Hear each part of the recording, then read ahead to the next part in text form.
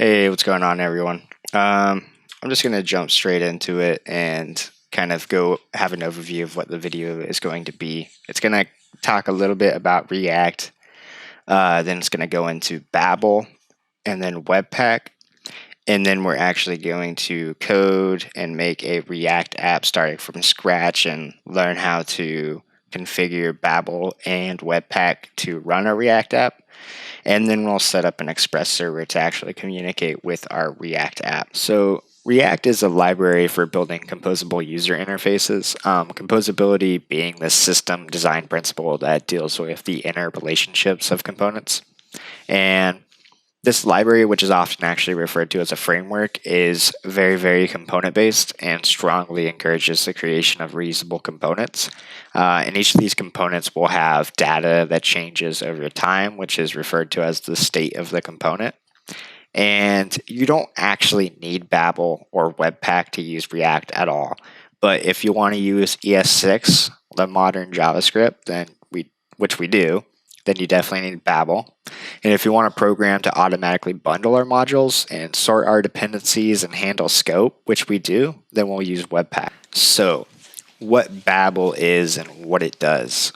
Babel is a code transpiler. It will take all of your ES6 JavaScript and transpile that source code into ES5 for older browsers. So that way you can use modern JavaScript and not have to worry about if the browser supports it or not. Like one of the cool features of ES6 is the use of arrow functions. And imagine you have code that looks like this. It's just a constant variable named SumNumbers, which has two parameters, num1 and num2, and it's just going to return the addition of those two numbers. But we're using a const, which is ES6, and we're using an arrow function, which is ES6. Babel will take that source code, compile it to ES5, and it will end up looking like this. So we'll have a variable named SumNumbers, not a const, and then we'll have just a function call instead of an arrow function. And how it works, what Babel does is it takes the source code and it parses it into this abstract representation of the code, which is called an abstract syntax tree. This will read our function SumNumber and represent it as this. And you'll see here, if you just look at the body of this abstract syntax tree, you'll see that it has the type, which is a variable declaration. It says the ID and the name, which is SumNumbers, and in the init part of the key here, the object, the type says arrow function expression. It has its parameters num1, num2, and then it has a return statement that has a left side operator and then a right side, and it says num1 plus num2. So you'll see like how it takes that function and turns it into this object pretty easily just by like looking at it. Babel takes that syntax tree that you see here and transforms it into your browser's supported code. This stage right here completely relies on the plugins that you choose. You'll have a file called .babelrc where you'll see plugins. We'll set your plugins. And for React, we will use the plugins preset -env and preset React. So preset env compiles your code down to ES5, but also takes the browser or the runtime version and determines which plugins are needed for that specific environment, so you don't have to worry about it. And it's a really cool way of doing it. And preset React is a preset, it just includes 3 plugins, one of which is plugin syntax JSX, which I believe is just handles like the syntax of JSX. Plugin transform React JSX. This automatically imports functions that JSX compiles down to. Plugin transform React display name, which just automatically adds display names when creating a React class.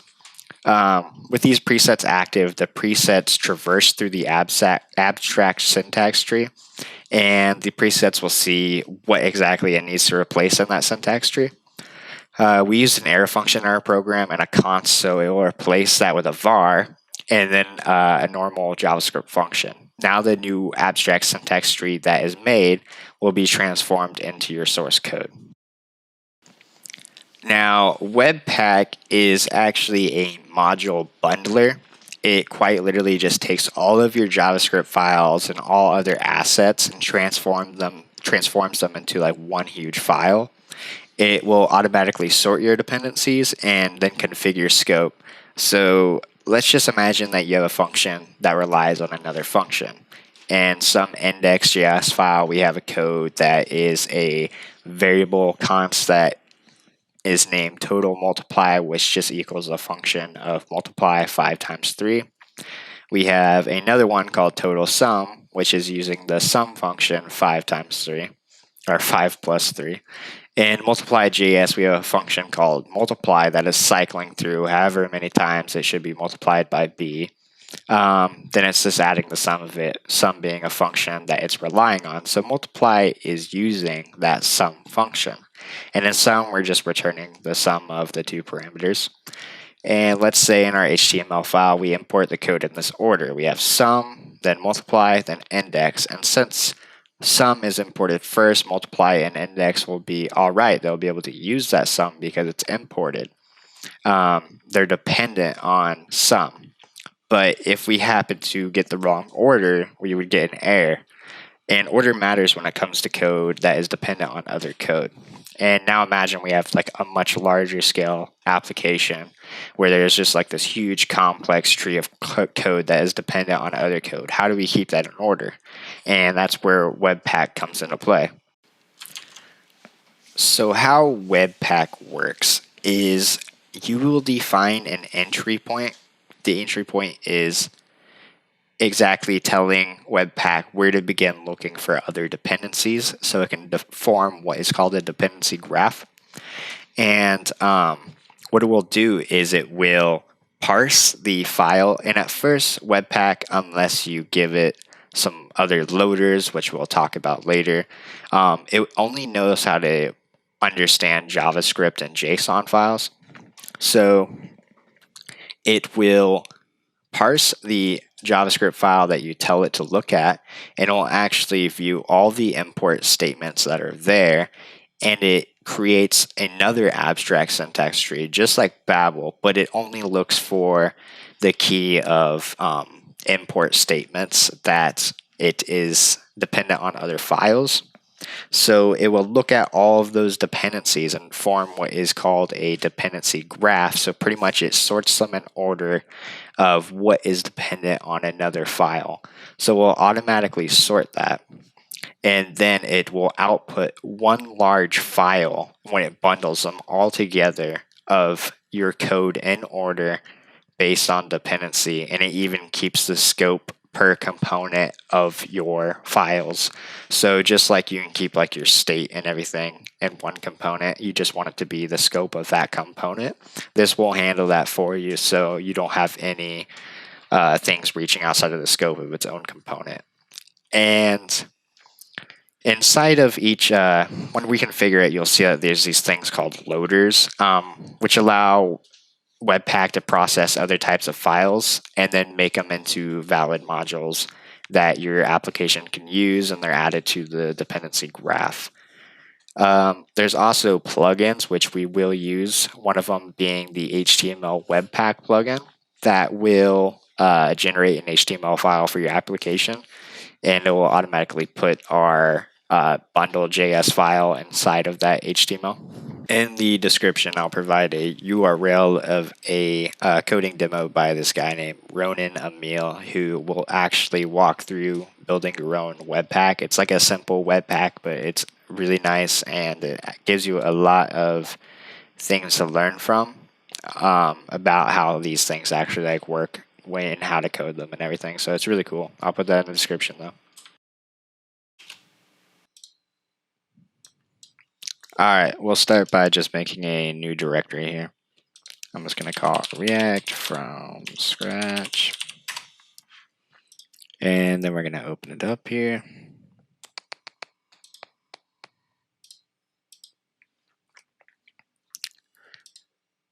And then we're just going to initialize an empty npm package. And that /y there, it's just going to automatically make all these things like we don't have to fill all the information and whatnot. And there's going to be quite a bit of things we need to import, so we'll install. We're going to install React and React DOM. And since you don't actually need a browser or anything to run React, React is not dependent on a browser, but we need a package called React DOM, which helps us use React with the DOM. So we'll install those. Then we are going to install everything for Webpack. So Webpack CLI, Webpack dev server, and then what am I doing? HTML Webpack plugin. Make sure there's no spelling errors. We're good. All right, now we're going to install everything for Babel. Need Babel core. Here's the preset we need.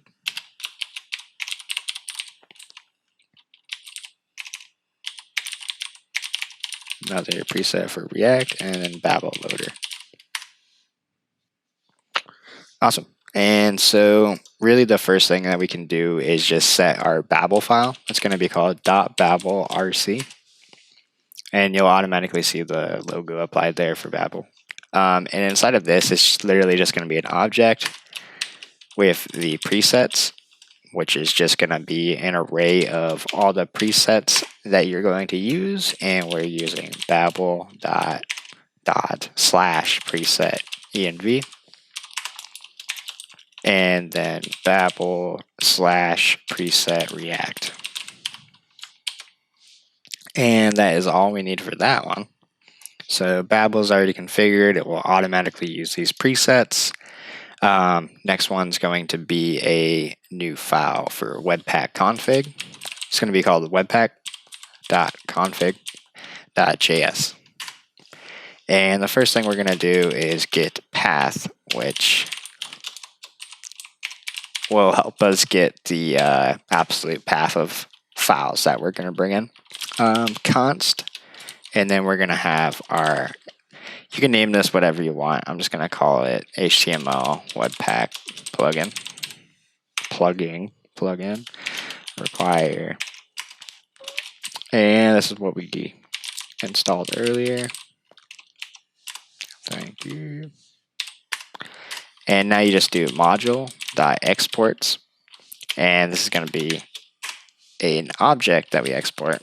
One of the things is entry, which is the file that is going to begin looking at dependencies, and we're going to use something called Babel polyfill, which we actually haven't installed yet.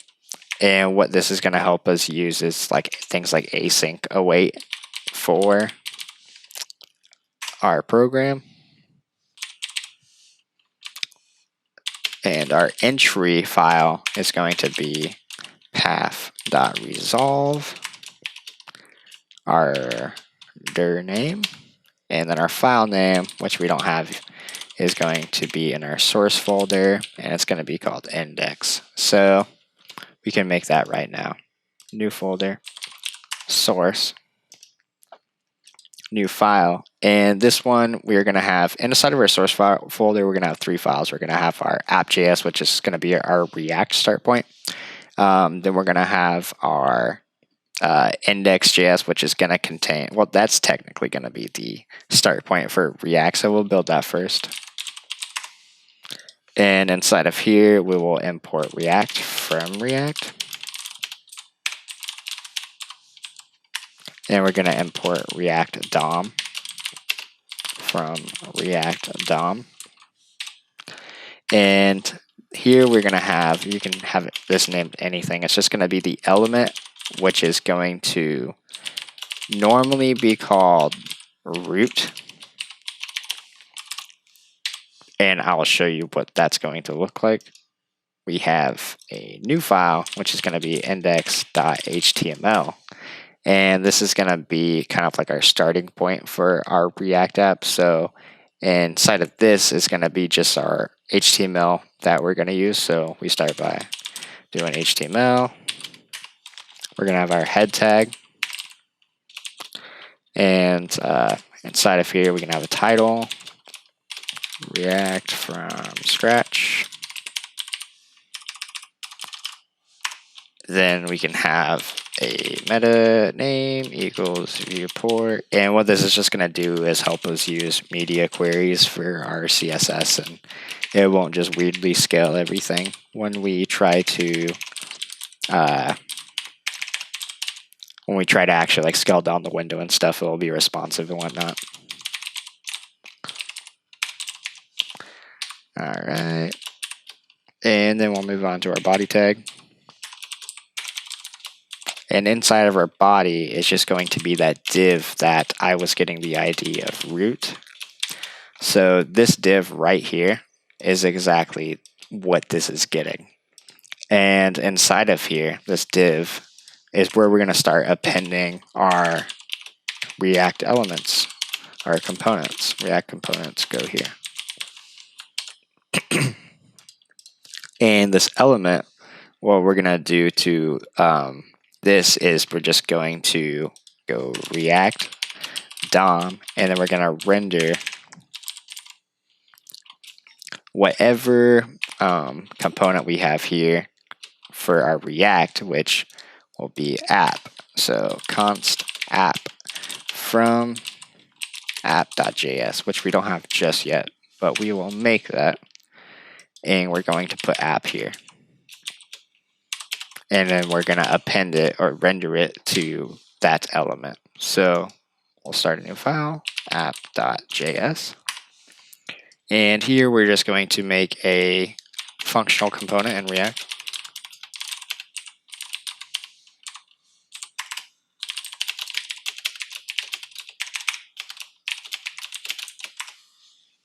I think I added extra space there.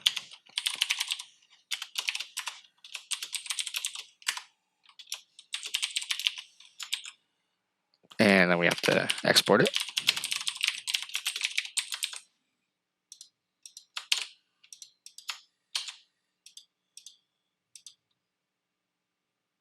Oop, const. My bad. Import app from there. That all looks good. So now let's make our Webpack config still. So we have our entry point here. Everything's good there. And then we're going to have our output, which is the file that is going to be output to. And the path is going to be path.resolve, then dir name. And then it's just going to be a folder called dist.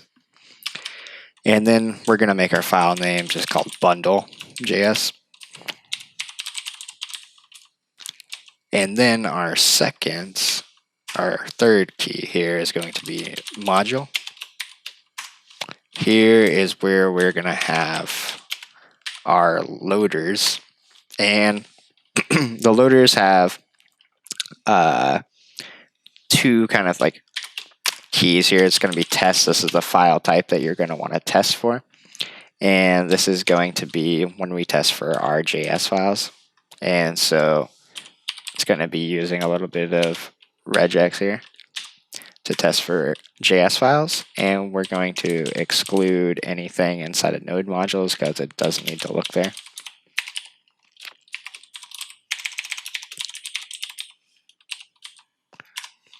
And our loader we're going to use for those, what's going to actually be doing our work to the JS files is going to be called Babel loader. All right. Then we'll have our dev server. Content base is path.resolve, their name, dist, which is the directory we made. The port we want this on, we'll just do 9000. And this is where we're going to use that plugin that we installed, which is going to make the HTML file. So it's going to be new HTML Webpack plugin, which is the name of our const up here. Inside of there, it's going to be our object. So our template is path.resolve, their name. It's going to be source. index.html, which is the HTML file right here. And the file name is going to be index.html. And this part I will show you. We're going to add another attribute here later, but not right now. All right. And so now in our package.json, we need to actually have a script to run all of this. So we can just type in npm start to do something with the React app. And here it's just going to be a start Webpack dev server. The mode is going to be development. So now if we go here, npm start, we get a message that says compiled successfully. It has all this information. And now if we go to our port that we requested it be on, we will see our hello from our React app here. And if we make a change, it automatically changes there. But we also see all this information that we don't really need. So the way that we can get rid of that is by going to our Webpack. And this is the other attribute that I was saying we're going to add. It's going to be called stats. And we're going to do minimal.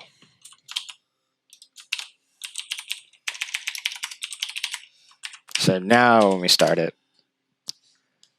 we'll just see that project is running, compiled successfully, none of that other ugly stuff up there.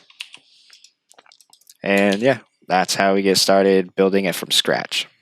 Okay, so now we're going to make an Express server and make some calls to the back end and get some responses back from it. So we're going to make a new directory, and it's going to be called server. Going to cd into that. Usually you would have your client side code in a directory inside of the server directory, just so you can have your server start before your front end, because your front end is going to be using things from your back end, and you want your back end stuff like your data and everything to already exist before the front end renders. But this will be fine to use. That's just like the most common way of doing everything. And here we are going to, first we're going to initialize an npm package. And now we're going to make a server.js file.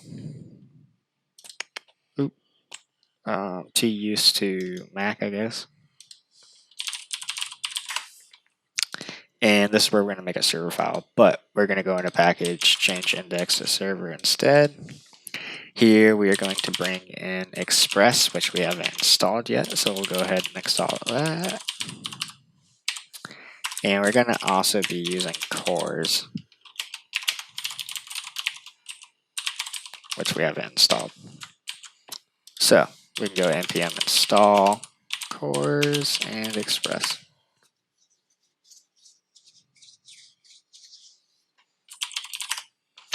And now we're going to make our app, which is going to use Express, well, be Express. And then we're going to make our app use cores. And here's going to be our endpoint. It's going to be /API. And we're just going to make it called test. It's going to have request, response. Here, we're just going to send an object message, hello from backend. And then we're just going to send a status 200. It's going to listen on port 3001. Oops.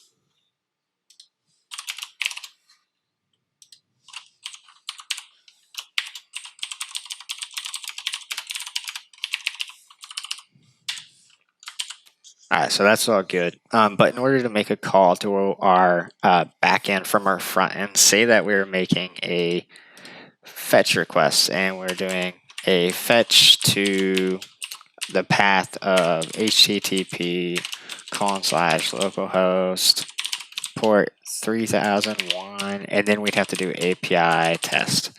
But in production, we just want to have a relative path here. So we just want to say API test. But right now, if we did that, it would look for the port that the current front-end app is running on, which I believe is still 9000.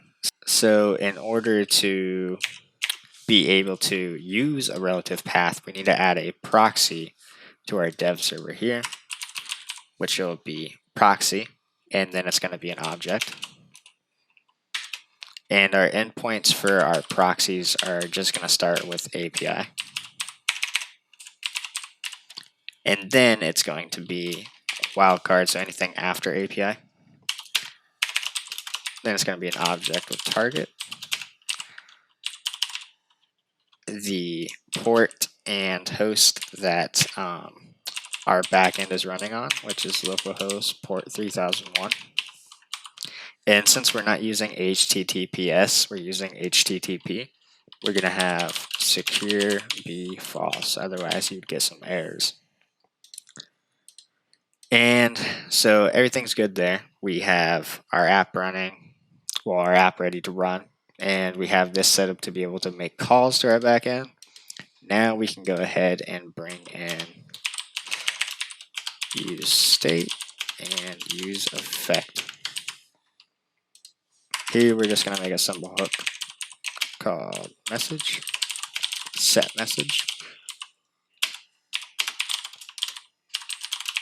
Here it's just going to be called front end. We'll put our message here. And since we have two different packages that we need to run, I'm going to split the terminal, run our server from here. And we can't use npm start yet because in our server package.json file, there isn't a script for it. So we can do start node server.js, npm start, npm start. Now it says front end because that's what our hook is set to. And now what we can do is make a call to our backend by using fetch, but we'll have use effect. And inside of there, it's going to be a function.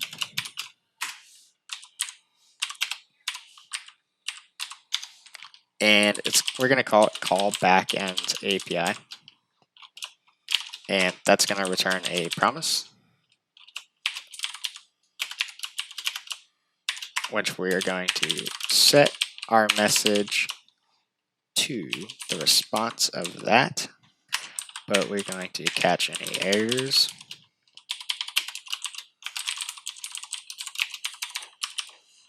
Now we just need to make this function. And this is going to be an async function. And here we are going to make a response equal await fetch. The URL is API/tests, I believe.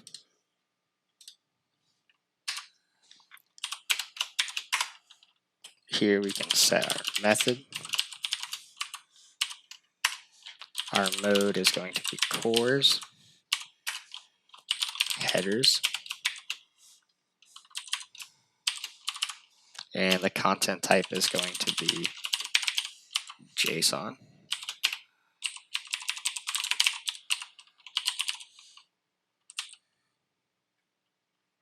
And I think that is good. We got a response. Awesome.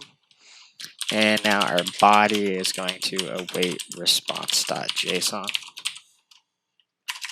And if our response.code, our status code, does not equal 200, we know we have an error. And you can console.log that error. We could just say error for now. I'm just going to use a ternary statement here. Otherwise, we're going to return our body.message.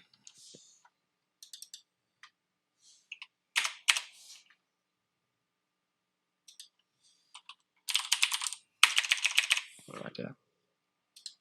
Return.